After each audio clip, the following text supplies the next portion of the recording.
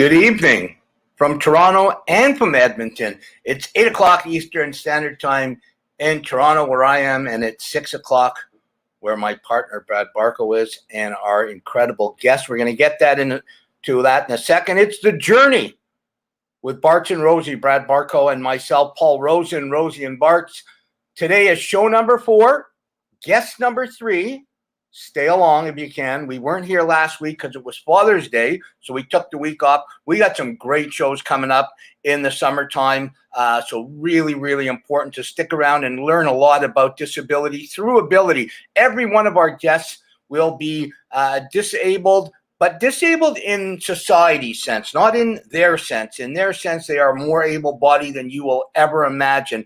Before I bring my partner up, Brad Barco, I want to talk to you a little bit about this past week. It was the Para World Ice Hockey Championship. Used to be called sled hockey. It was in Ostrava, the Czech Republic.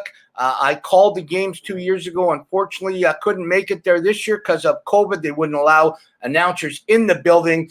Bad news for Canada. They walked through the preliminary round, beat the U.S. 2-1 in the first game, then walked through the preliminary round, beating Korea and the Czech Republic. They had to play Russia in the semifinals, which was not right. They had the best record in the tournament. Unfortunately, sometimes politics rears its ugly head in sport, even in disabled sport, and they beat Russia in a great game, 2-1. Dominic Larocque stood in his head. And then the final, they got the Americans again, and the Americans dominated like they have not dominated. Most times it's a 2-1, 1-0 game for either Canada or the U.S. They beat Canada 5-1, and they outshot Canada by an enormous margin. I think it was ended up 32-2. Canada scored on their first shot and only shot until the third period, Billy Bridges. But Declan Farmer and the U.S. team dominated. The Canadians will come back and will be strong again. We'll try to get a Canadian on in the next couple of months before they leave for the Paralympics in Beijing in March. Hopefully I'll be there. But let's get the show on the road. Let's bring up my partner, the one, the only, Brad Barco. Barts. Rosey, how we doing, man? You staying cool out there in Ontario? It's a hot one out here, man.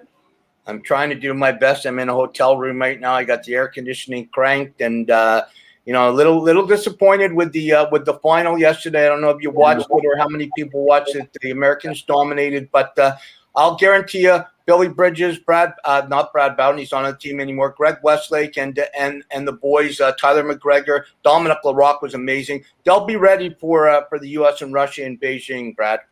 Yeah, this is really this is a strong group. You mentioned, the core guys in Bridges and Westlake, guys you played with, guys have been there a long time. This is a learning experience for them. I'm sure they're disappointed, as we all are. But it's, as you know, being an athlete myself, it's you can't get caught up in it. You go back to the drawing board. Okay, that one's over. Let's go get them again. And I guarantee you, the U.S. will have the target on their back.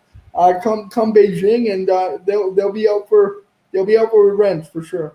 There's no doubt about it. Hey, it's show number 4, guest number 3, and I know this guy is very important to you. He's a fellow Edmontonian. I heard a rumor that he's a big Edmonton Oilers fan. Is that true? That is true. We'll get into that as well. We'll talk some hockey with him, and just a great all-around human being. I've had the chance to really not immerse myself with him, but crossings, at hockey games and other events, and just the way he carries himself, really a helping hand and in the community, and really kind of I like to mirror myself kind of after him or vice versa. We're doing some great things separately and hopefully soon together in Edmonton, and really, I consider myself a voice for the voiceless, and I'm sure he does as well in some sense. But Zach's an incredible human being, and I can't wait for the world to hear his story. Well, then, with no further ado, you're going to take the driver's seat on this one. I got a couple of questions. You'll let me know when you want me to ask them. Let's bring them up. Your friend and an incredible young man, Zachary Weeks. Hey guys, how's it going? I'm gonna pass the microphone over to Barts, and I'm going to listen and enjoy your story. Absolutely. Thanks so much for being here, man, and doing this, Zach. I'm sure you heard your intro. I mean every single word. So again, thank you. It truly is an honor to have you on and share your story. So why don't we start for those that don't know you and for those that maybe have been hearing the name Zach Weeks for the first time tonight on the journey here with myself and Rosey. I mean, let's go way back and let's talk about kind of where you started, and then we'll get into where you're at now and what you're doing. Yeah. So, it all started, I guess, late 80s is when I was born. And, I was diagnosed with cerebral palsy at 6 months old. Um, the, the specialist at the time sort of walked in, and my mom, she's a single mom. So he walks in, of course, I'm at the Glen Rose, which I'm sure you're very well aware of. All of us guys go through there, seems like. But he said to my mom, "Cute kid, but he has brain damage." And of course, my mom goes, "Well, what do you mean?" And he basically, after he said that, when she said, "Well, what do you mean?" He's walking out the door to diagnose the next kid. So that's where it all started. My mom and I, we come from humble beginnings up until about I was 5, and then we were able to, find my mom a partner, and things got a bit better after that, but still a struggle coming up.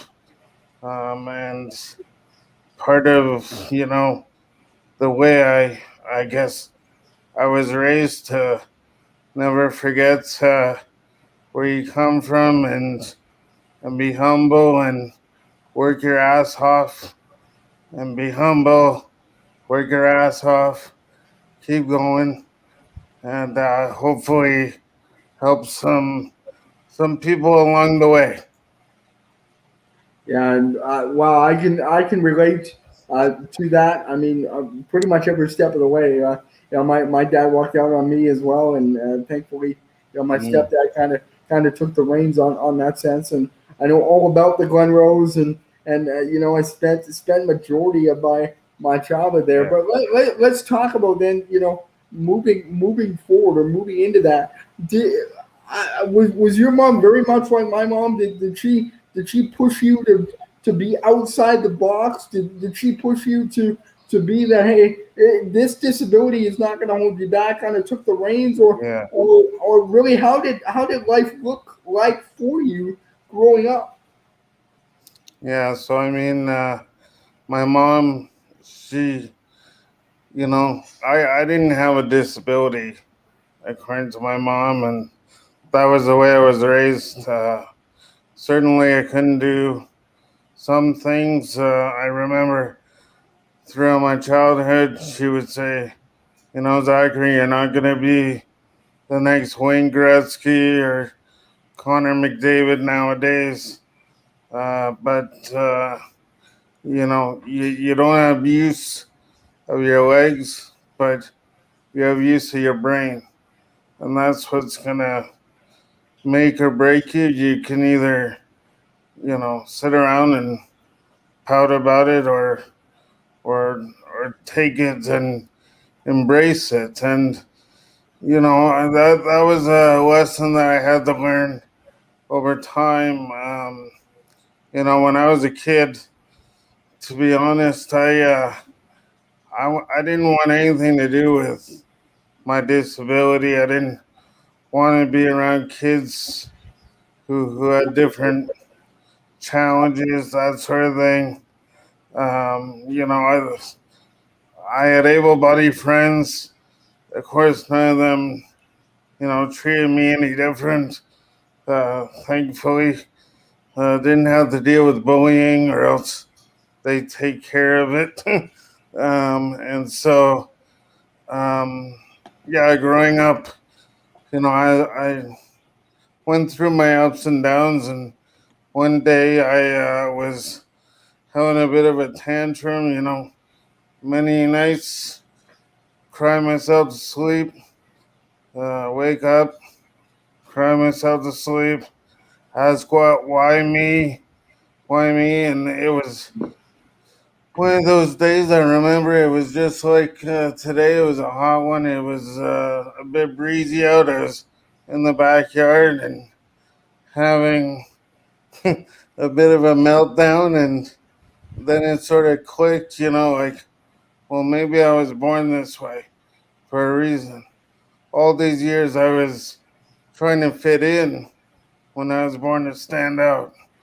And so ever since I embraced that, yeah, shit's not going to change, but you can change shit, uh, that's when things sort of started getting a bit easier for me.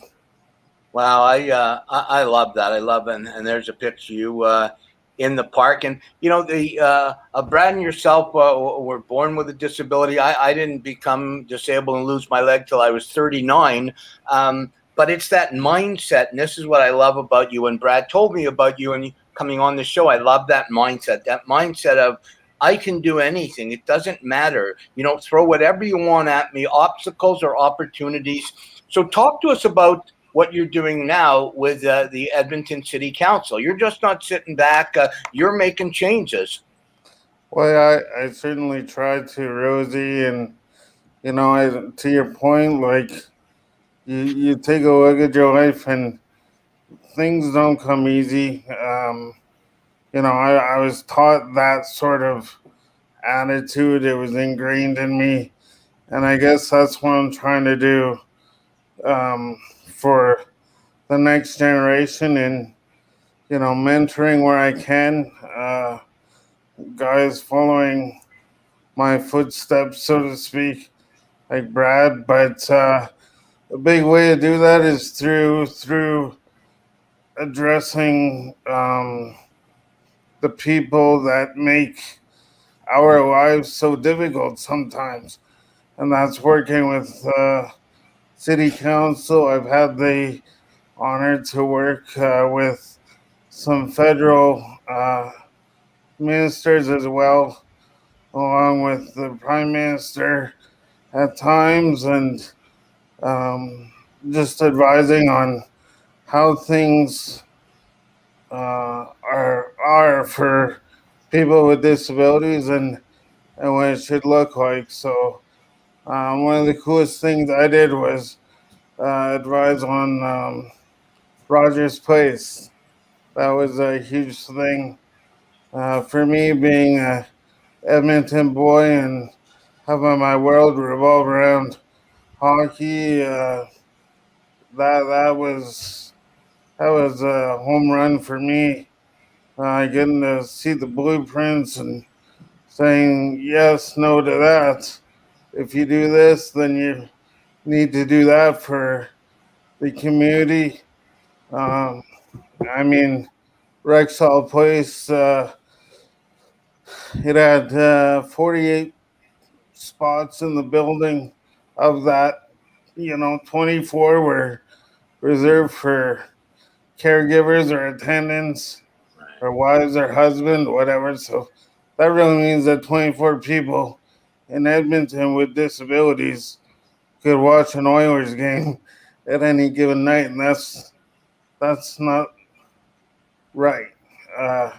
Right. So if they said, "Oh, we need to change this or change that," for example, had some challenges around, I think it was an elevator or something. They wanted to reduce the elevators. I said, okay, that's fine, but you're going to add more seats.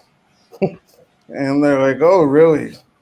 I go, well, you're worried about things like cost. and making money. Guess what's gonna make money? More fans. Yes. And I don't care your creed, color, disability. Green talks all the same way. So, yeah. Absolutely. Exactly. Yeah, Zach, that's incredible, man. I had no idea about Rogers Place. So, as a fellow season ticket holder, thank you for Yeah. that. Thank you for that. And let's take that a step further. How did you get how did you get into doing this accessibility awareness with working with guys like Rogers Place and the Prime Minister you Yeah. mentioned, and what was that journey like for you? How did you begin kind of something like that? I mean, speak to the people and maybe other people with disabilities watching on how maybe they can get involved in their community and do stuff like that. Because Yeah. I'm sure you're like me, the more voices with people with disabilities that are speaking up, obviously the better and the more power we got. So anything that we can do to rally behind you, Rosie and I are here, but as well as the Edmonton community. So kind of just let us know how that kind of went for you. Yeah. So, I mean, similar to a lot of people with disabilities, and one of the issues that's been a thorn in our side as a community for so long is employment. And, you look at your counterparts at a young age, and you say like, well, how am I going to get a job? I can't do this other thing.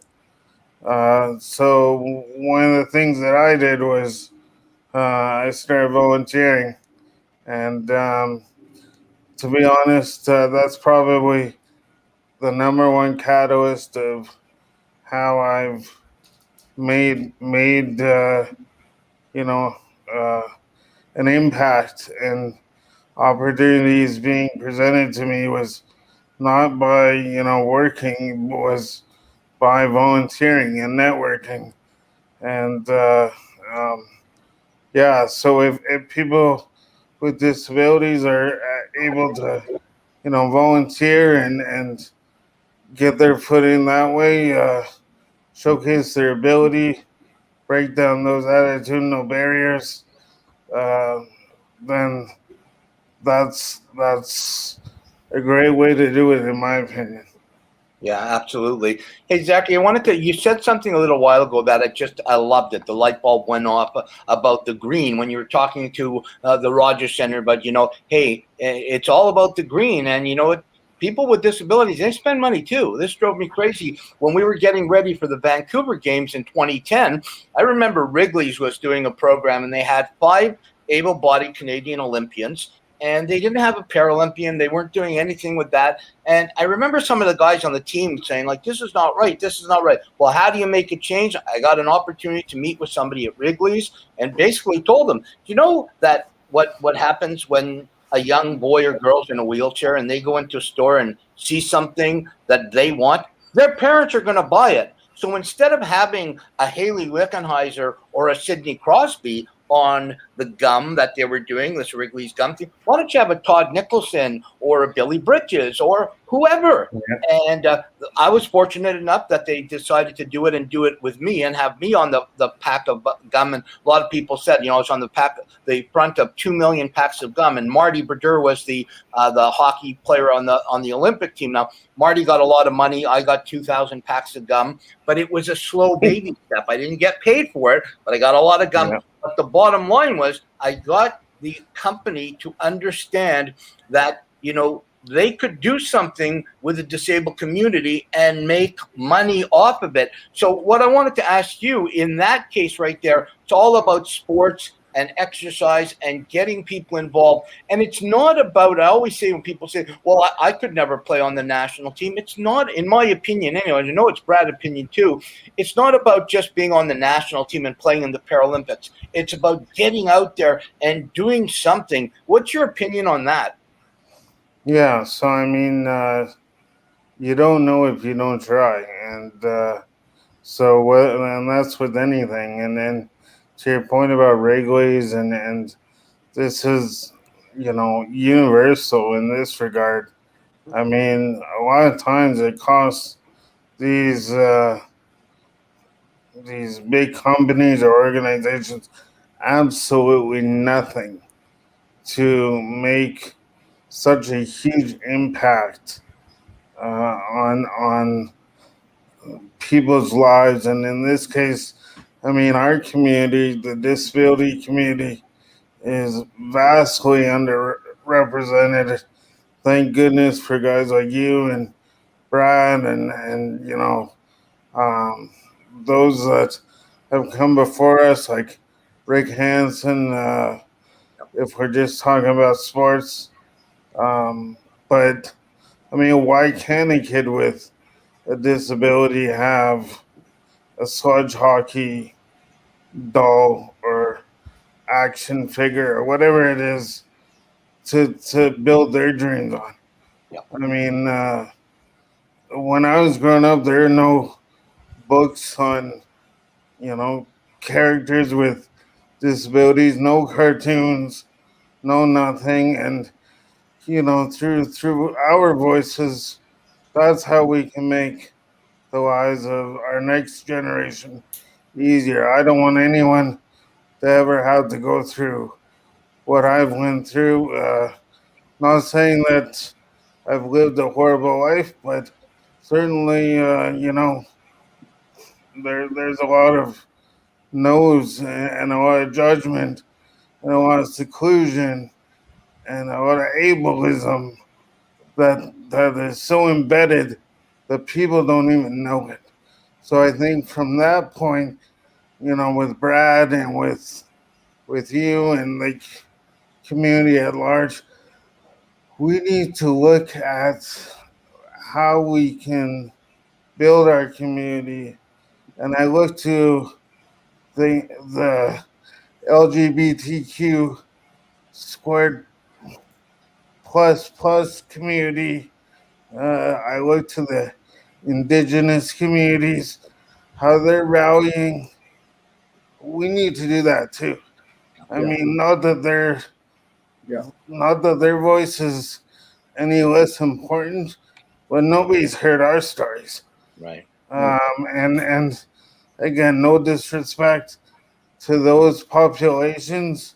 I mean, absolutely disgusting and horrible.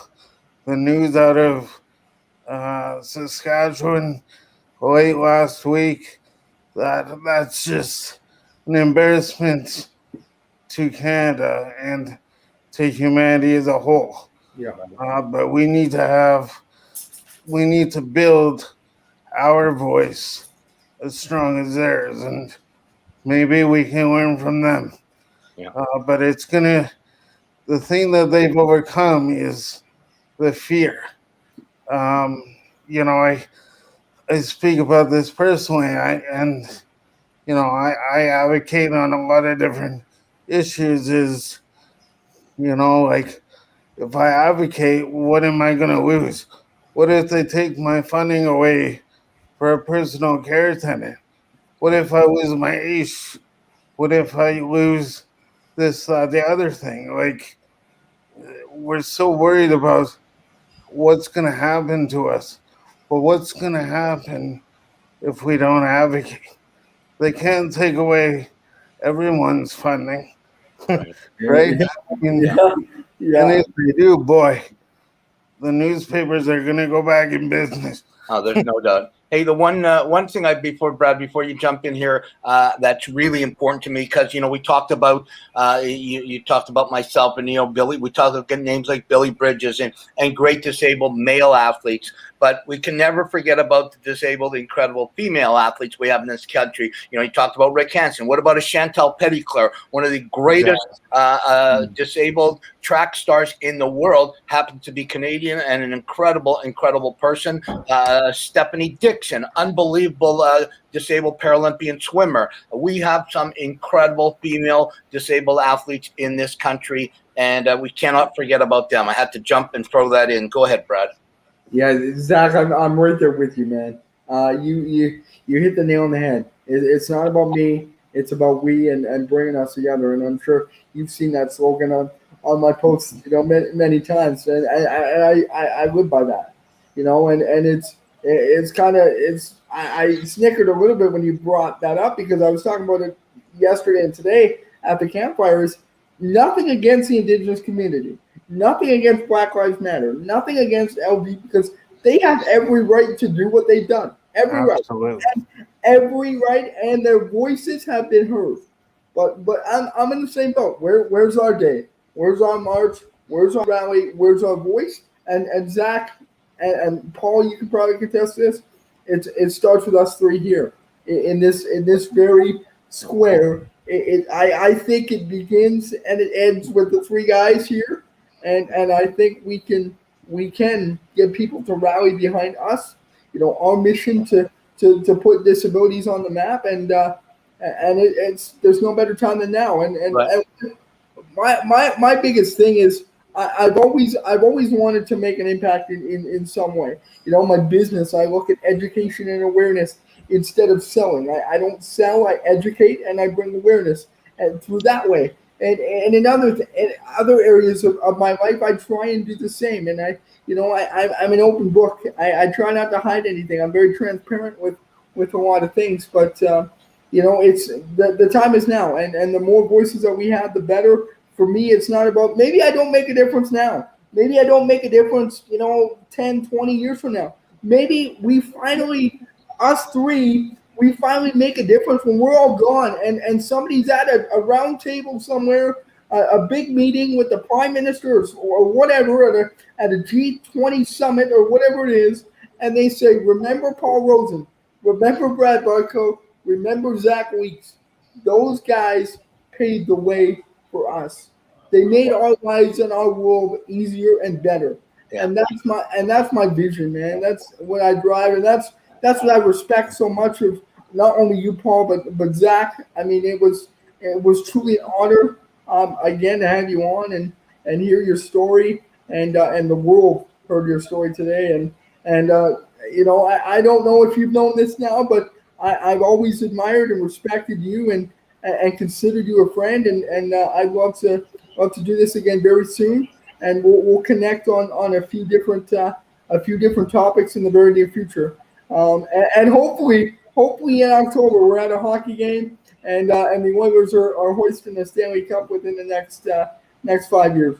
I'm glad, actually, Brad. I'm glad you said that, actually. And the one thing that we have to do is we have to start doing and more doing, less talking. The organizations that you said, that you mentioned, they are where they are because somebody stepped up and got a rally and got it set up around the world. And I think there's too many people in the disabled community, and it's a community that rises faster than anybody. We'll allow anybody in. I always tell people, we'll allow anybody into our club. You might not want to get in, and when you get in, sometimes you can't get out, but we'll allow anybody in. But what we have to do is we have to start with the rallies and with everything, because we're just talking about it. Everybody else is doing it. Let's and we'll have an off-camera powwow about what we can do. Let's end on a sports note. So you're both big Edmonton Oilers fans. I'm a Chicago Blackhawk fan. We're down to the final two. The Tampa Bay Lightning are trying to win back-to-back cups since Pittsburgh did it. The Montreal Canadiens. Are you one of these Canadian citizens who, I'm not going with anybody but the Oilers, and I do not care about the Montreal Canadiens? Or are you one that says, you know what, I want to see a Canadian team win the Stanley Cup? Zachary? Oh, man. I mean, any way we can bring the cup back to Canada. Good. And understandably, how 3/4 of those U.S. teams, they're amazing teams, but guess what? Yeah, Canadian players. 70% are native Canadians. Yep. Maybe 60 now. But, let's bring it home. But the boys in red and blue and white, they have a tough battle coming ahead tomorrow. But, yeah, go Habs. That's good.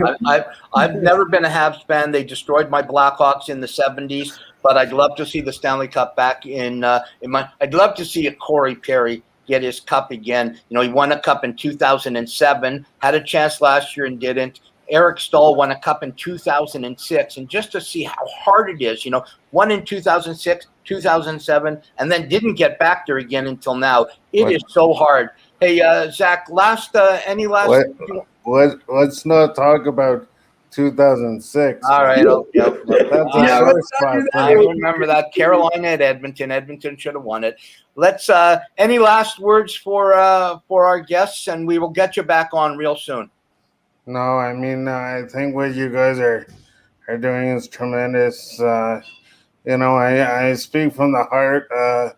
You know, if we want to make change, to your point, Rosie, we're going to have to start talking and start doing, because, yeah, that's how change is made. And, you know, our lives are the way they are right now, which are a hell of a lot better than the ones before us, because the people before us were willing to have the rallies, you know, get arrested, whatever it takes, but we're able to, you know, do what we can do today, which tons of room for improvement.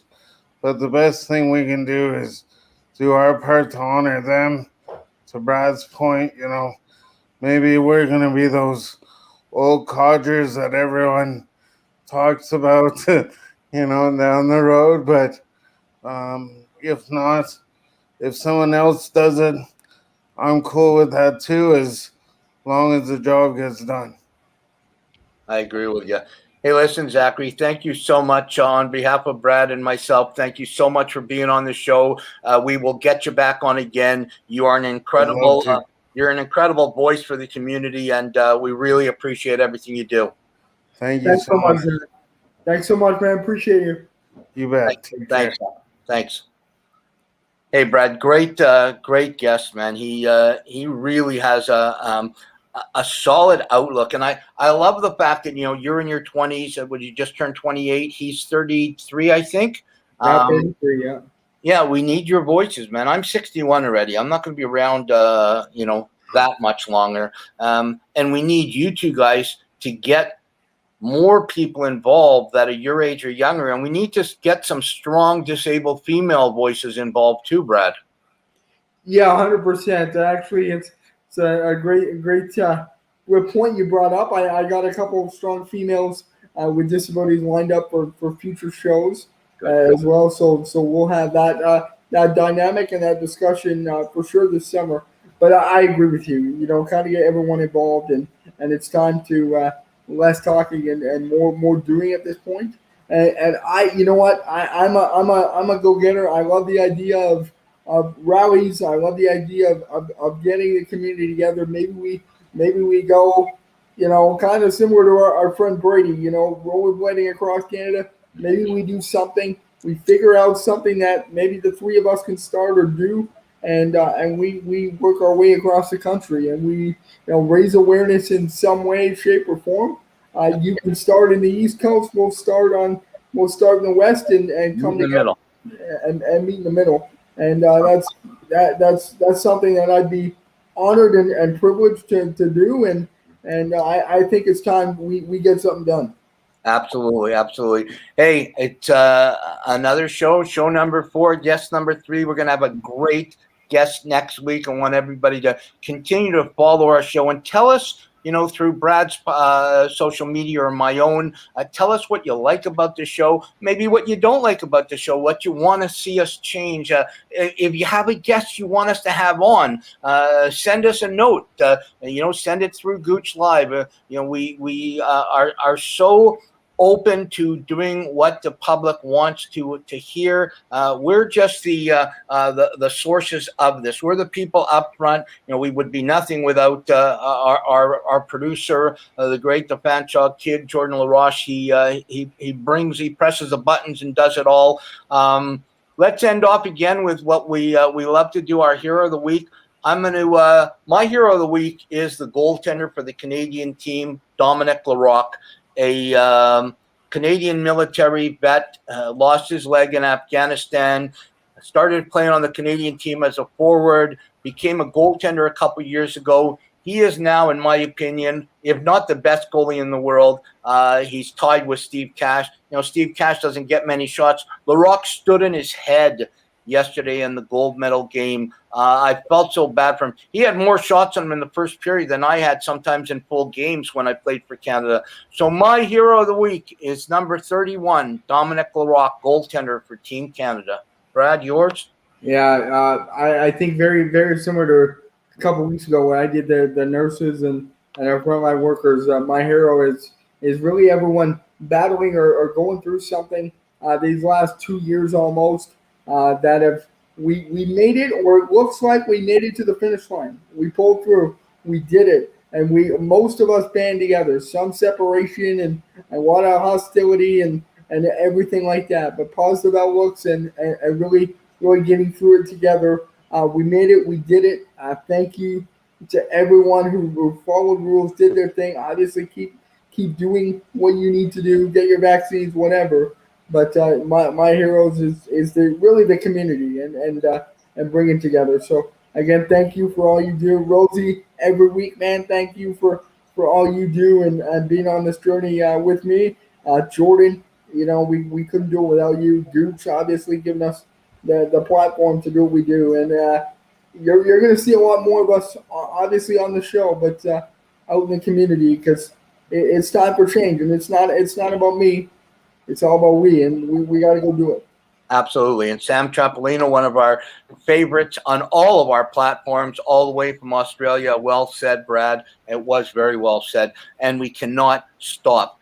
We can't think we're out of the woods and just go back to everything. We have to always stay vigilant, be smart, take care of yourself. Hey, everyone, we'll be back again next week, 8 o'clock Eastern, 6 o'clock out in the great Edmonton area. On behalf of our producer, the Fanshawe Kid, Jordan LaRoche, Brad Barco, and myself, Paul Rosen, you have been on the journey with Barts and Rosey. Have a great week, and God bless.